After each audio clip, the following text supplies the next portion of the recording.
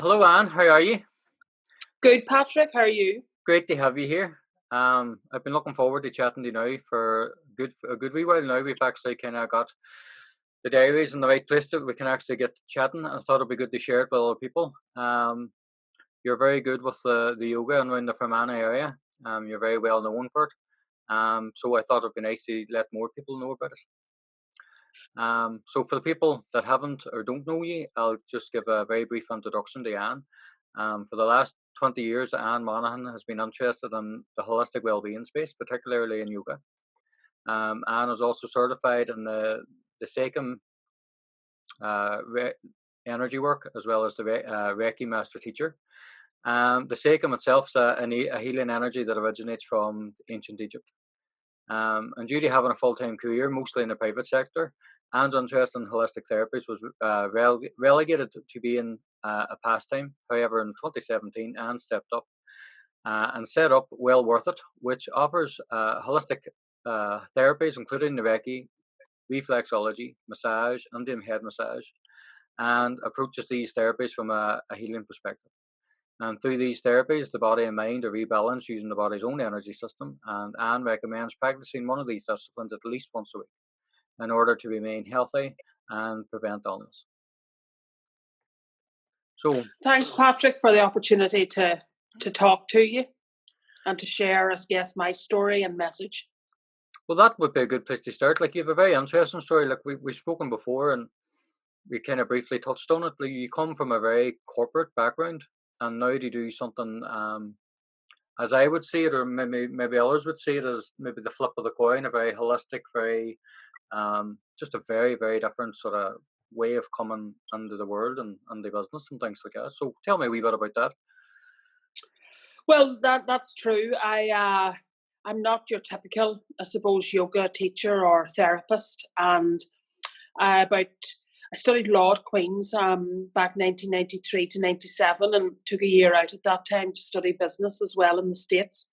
And then after that, a master's in peace and conflict studies at Notre Dame in Indiana. So very, very, I guess, typical, if you like, background in those times. Although I would have to say I was interested in the spiritual side of things and in emotional, physical well-being. I always played sport.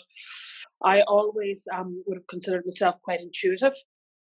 And at that time, I suppose it wasn't well known or understood or accepted that to follow the path that I'm on now, that was a way to go. So, and also you get on the treadmill of life. You go to school, you go to university. Some of us do anyway. It doesn't really matter what your treadmill is. You get on it. Then you get a mortgage and off you go. You have to pay that, and you have responsibilities to meet.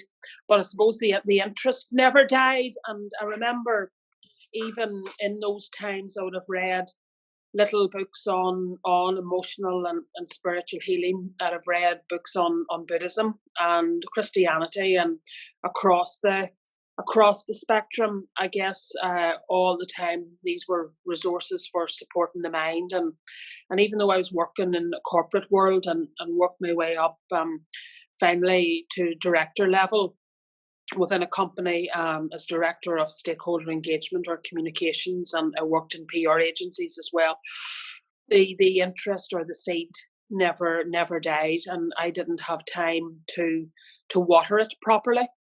Although it was still there. But I remember going for a job interview in Switzerland to work on the Trans-Adriatic pipeline, which was a major infrastructure project in Europe. And I remember walking down a street in a Swiss town, and I'd been offered the job, and I was arranging accommodation to go there and work. And just something at the back of my mind spoke to me and said, "What are you doing?" So it was this other voice.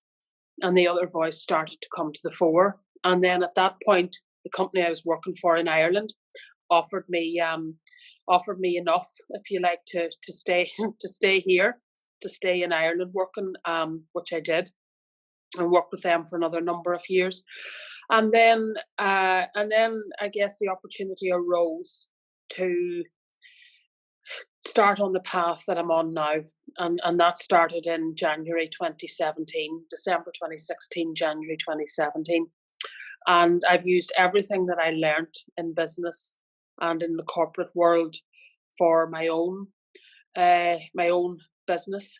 And even though it's a healing therapy yoga business, it's I come from a different place. So I don't come from an ego position or an ego place in running the business now. I come from a more centered place where I listen more to my heart and my soul as to what I want to do and how I do things, as opposed to when I was in the corporate world, maybe coming from more of an ego driven place or a will driven place. And that only lasts so long because we get tired, we get spiritually, emotionally exhausted, and we get physically and other ways burnt out. So I've used the last 20 years, I guess, to be in the position I'm in now, but I've also used what I learned in those 20 years. And I use those skills and experiences every day now in my own business, even though it's a completely different type of work that I'm in. I like even what you were saying there, that when you were working and you were going down the streets in the Alps, that you had sort of heard this other voice, and some people, I would describe it as maybe as an intuition or as a wisdom, but was it only at that point that this voice or this sort of urge or guidance was there, or did you notice it before, maybe ignored it, or was it? I noticed it before, and I wouldn't say I ignored it. I think you know what's there. You know that your intuition is speaking to you. And my reflexology teacher Sheila Nugent would say that intuition is your intuitor. So your intuitor is always there. I think we put it to one side while we pursue the various things that we pursue. And then if you want something badly enough and it's for you, that circumstances will prevail, that you then follow the path of guidance that all along has probably been speaking to you. And I suppose it took me 20 years to get into the position where I'm able to do what I do now. So I don't regret 1 minute of those 20 years, but I followed it very much with my head. And now I'm following the next 20 years, wherever that journey takes, with my heart and my soul. So I'm coming from a completely different place. And would I say I'm happier, I'm a fuller, more complete person, without a doubt. And maybe just to follow on a wee bit from that, whenever your life started to take a bit of a different trajectory, let's say, was the path very kind of clear or very obvious to you, or was it just something that you sort of gently were kind of guided by, or what? How would you describe how that unfolded? I don't think it was clear. I didn't know where it was going. That was maybe the excitement of it too, but that it didn't come without anxiety. I mean, anxiety was one of the issues I guess I embarked on this path to work on as well, having had anxiety from the age of, well, just probably around 30. So my mum died at 28, and then chronic situational anxiety would have set in around the age of 30. So all the way through my 30s, I would have had that anxiety. This was a different type of anxiety. And why one of the reasons I did pursue this path then was to treat and then cure myself. And it's not to say that at times that I haven't got anxious about the road that I'm on or the journey that I'm on, but I had a confidence that I probably wouldn't have had at all the time in my previous life, if you like. But now I have a confidence and certainty now that I'm almost being carried, being lifted, being supported on this particular journey. The last journey I found I had to do a lot of it through drive, willpower,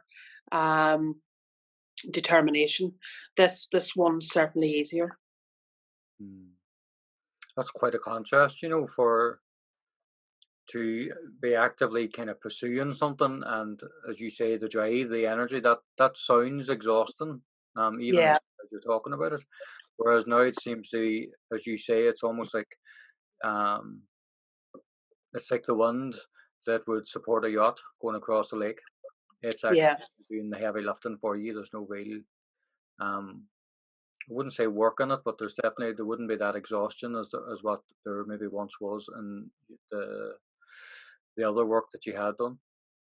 Yeah, and in that previous life, I would still have sailed the yacht across the lake, but I sailed it with skill. I would have had to use knowledge and skill and tools and all of that to do it, and that was to navigate crosswinds. It could have been to navigate storms. It could have been to navigate hurricanes, any situation that life would have thrown at me. And now I find that the passage is definitely more supported and smoother, and I'm still using those tools when I need to, but it's almost as if finally I'm flowing in the same direction as the wind and the tides. That's a lovely way of putting it. For a lady that teaches yoga and you're very, very active, I would see you on the social media promoting yoga and things like that. You did some of your training in India. What was that like to be able to go to a completely different kind of culture and see what that was like and learning yoga and all the other sort of healing modalities that you've learned? Well, I suppose like doing the Reiki teacher training, the yoga teacher training, training in reflexology and Indian head massage, training in any of those things. Apart from learning something new theoretically, we're able to put into practice and then teach what we've learned, or at least help people on a day-to-day basis. If it's not teaching other teachers or teaching other people, it's helping them. The yoga teacher training was intensive, so it takes about 3 to 4 weeks to do your initial 200-hour teacher training, and I'm currently looking at programs for the 300-hour teacher training.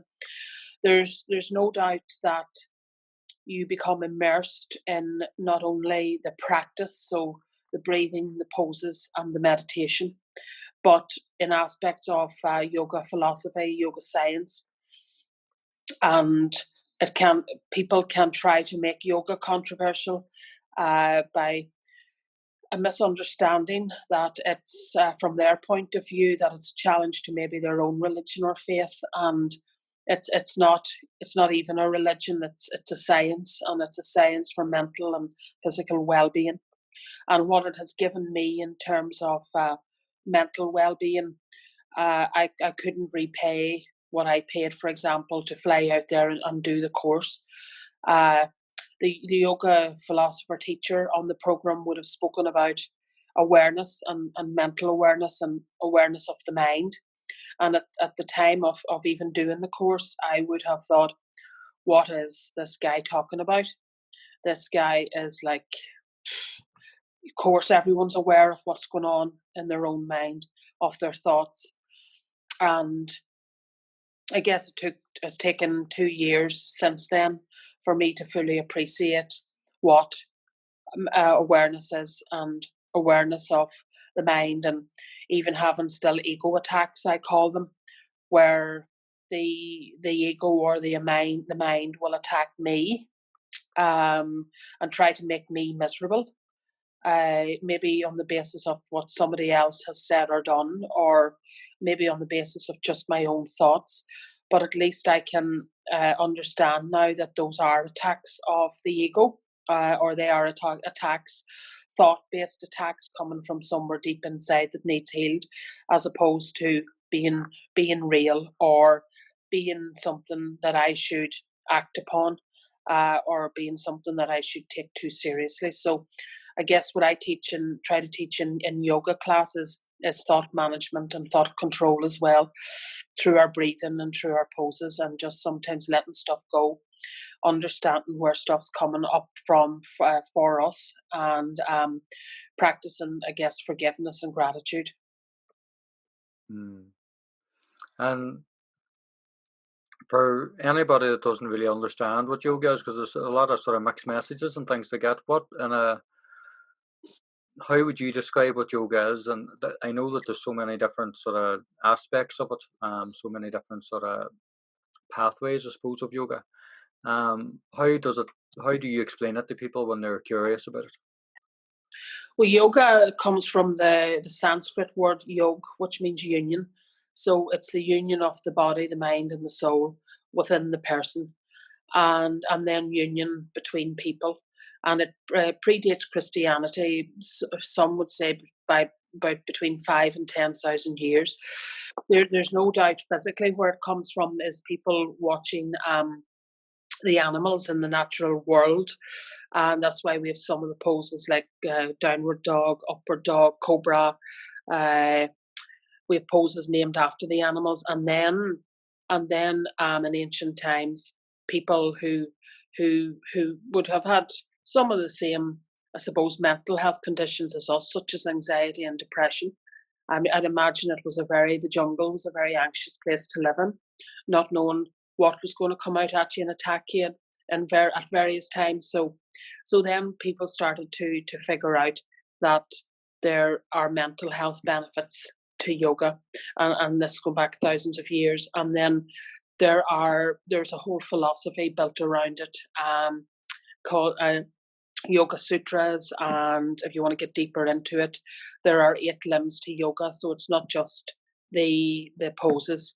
There's also a whole way of life attached to yoga practice. And in the West, we use yoga for physical and mental health, which is fine.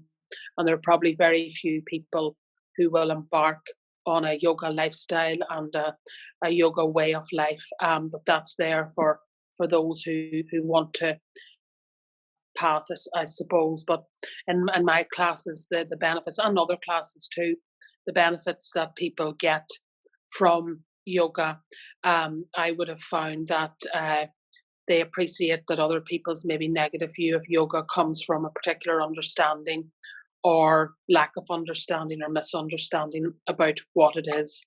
And certainly the numbers in my classes don't fall if anyone says anything negatively from their faith-based position about yoga. If anything, then the numbers would increase. So there's a need for what we are doing, for what yoga teachers around the country are doing at this point in time. And I think it's important. I know with work that I do and things like that with people, it's consistency plays a big a role in sort of transformation. I feel like when people are seeking some form of a transformation, consistencies would be key. But not only that, it sounds to me that when someone would go to the likes of a yoga class or something like that, not only do they get a wee bit of time to switch off, but they've not only is their body getting a workout, their mind gets a bit of a workout, but also that I know the end of a yoga session, you get to sort of lie down and rest and just simply sort of switch off. And I don't think enough people do that. Do you know that kind of way? And funny, I would have kids come to class and they would tell their mummies and daddies then that the wee bit at the end where they lie on the mat and get to meditate was the best part of the session. So yeah, the classes, all classes will typically have your breathing. So sometime at the start, just to come out of the mind and come into the body. Then your asanas, your poses, and then your meditation. And I say to people, this is not a competition. Don't be looking around you. Everybody's body's different. Some people have longer legs, longer arms. They're able to touch their toes. You mightn't be able to just yet. So it's leave aside what maybe in the Western world we want to get out of everything that we do or every class that we do, or we want to get to a place in a certain time. The great thing I found about yoga is it's a journey of just me on my mat and everyone else on their mat, and consistency is key. But there are no limits to where you can go with it physically, mentally, emotionally, spiritually. I would work on a part of the body for maybe months and months and months, and then finally just in one session you're able to achieve that pose. But that's not what the journey's about. As they say, the journey is about what we learn about ourselves on the way down. And people would say to me they have a fantastic night's sleep after class. People would say that they come out and they're calmer, because yoga, of course, works on the various systems of the body, encouraging them to work more efficiently. But it especially works on the nervous system, on our parasympathetic nervous system. So reducing the fight and flight, anxiety, stress response within the body, and increasing the sense of calmness and focus and control. And one of the reasons why I started to teach are the benefits that after a yoga session I witnessed and understood was happening to me, to come out of a class and maybe go into a shop and noise and fuss and chaos all around me, and I just observed myself being completely calm in the midst of all of that, and that would have lasted a whole day. So that's why many of us who teach yoga would also do some practice every day, and that's why I would teach a class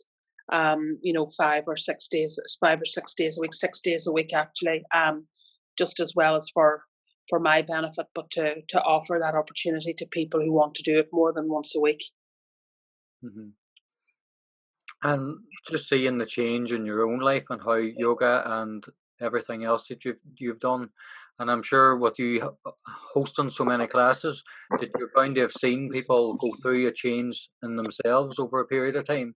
So is there anything that you would maybe say to somebody that's worried or feeling that maybe that they can't change, that it's okay for some other people, but it mustn't be true for me either? I think, especially for women, women would have noticed they would have gotten an increased sense of confidence from classes. Also, just the opportunity to take an hour out, as I say, take this hour just for you. Taking that hour out for people, many people too, especially where we live in rural areas. If you're not into, GA or soccer, or running, what is there to do? So yoga is a gentle form of exercise that everyone can do, from the very fit to the not so fit, to people with disabilities. I have people with MS and Parkinson's at class. We can do chair yoga, we can do gentle yoga. People with MS would find it really benefits their balance and their coordination and their focus, because we're also using the right and the left sides of the brain. Mm-hmm. And of course, all yoga comes from hatha yoga, and hatha is the moon and the sun. And also, so night and day, but also the two sides of the body, the emotional and the logical. And there's deep, deep, deep meaning and significance and symbolism to yoga that goes beyond just doing poses in classes. And that's why it's a never-ending journey. And it's said that it takes 10,000 years to learn yoga. So I'm only 3 years in, so there's a long way to go and much more to find out about the benefits of yoga for people. And again, just even for people who want to, sports people who want to use yoga for physical flexibility. I mean, Irish rugby players do yoga. The Dublin football team practices yoga.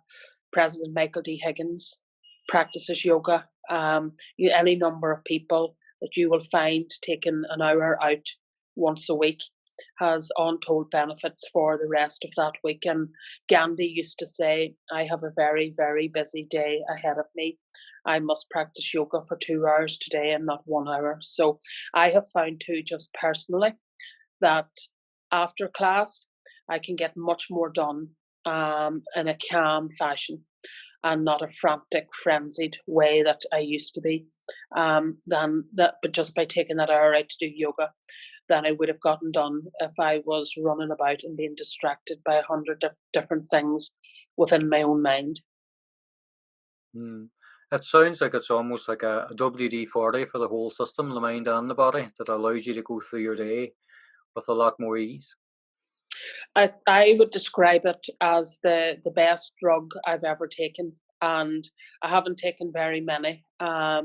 It's better than a drink on a Saturday night. Now, I'm not at the place yet where I still enjoy a drink on the odd Saturday night, but I can tell you that yoga is the best drug that you will ever take.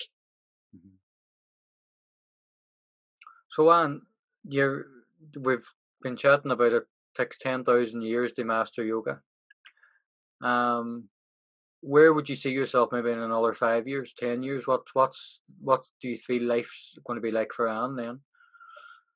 Well, the great thing about life now is that I get a crazy idea, and I just put it out there and see where it goes. And usually it happens because the wind's behind our sails now, if you like, and also from week to week.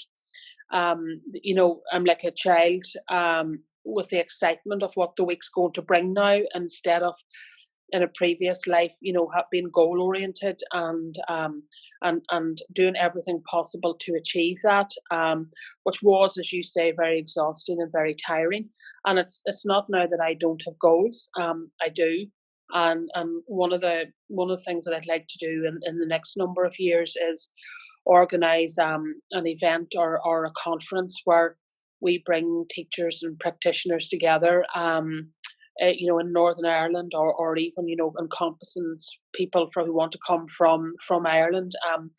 This would happen in maybe London on occasion through various organisations that are there. But to my mind, we need to come together as practitioners and share learnings and experiences. And I think we need to start to engage more with the health service and with the department, north and south, on how we incorporate yoga into more of the mainstream health service and practice. And healthy living centres do offer programs.